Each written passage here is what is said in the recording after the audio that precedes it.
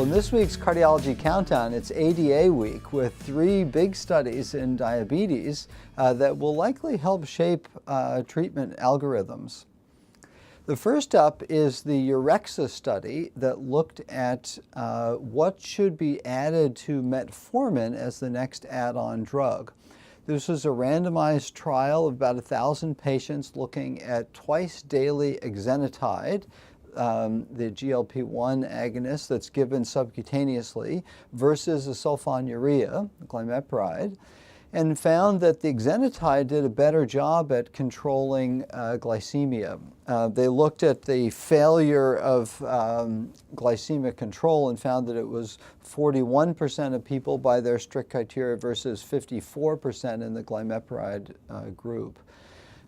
There were upsides and downsides. I think in the editorialists found that the low cost and prior track record of sulfonylureas are upsides, but hypoglycemia was more common with the sulfonylureas and not present with Exenatide.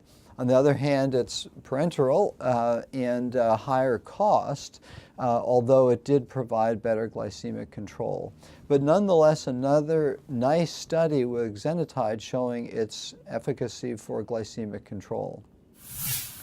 Next up is the Origin study. This was a large trial looking at patients with impaired fasting glucose, looking at providing basal insulin as a strategy to try and, on the one hand, delay onset of frank diabetes, but also potentially improve cardiovascular outcomes.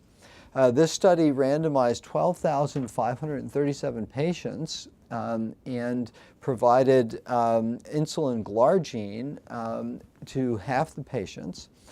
And they found no reduction in cardiovascular outcomes with that strategy of providing basal insulin.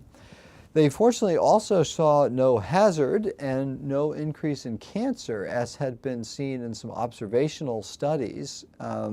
And so this study provides very nice safety data for a strategy of insulin glargine, but didn't provide much rationale for using it sort of prophylactically to try and prevent diabetes. There was a lower conversion to diabetes in the first 3 months, but balanced by weight gain and other issues with the insulin. The top pick this week is the Origin's fish oil component, part of the 2x2 design of this 12,600 patient study that looked at the use of 1 gram of fish oil versus placebo in primary prevention of cardiovascular events. Over a 6-year period, unfortunately, the fish oil did not reduce cardiovascular death or major vascular events, even though it had a very modest effect on triglycerides, reducing it about 14 milligrams per deciliter.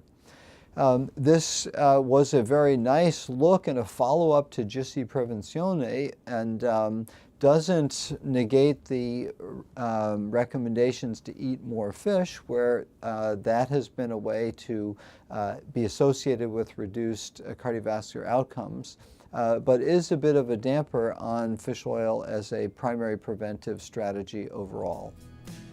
So for this week's Cardiology Countdown, I'm Chris Cannon.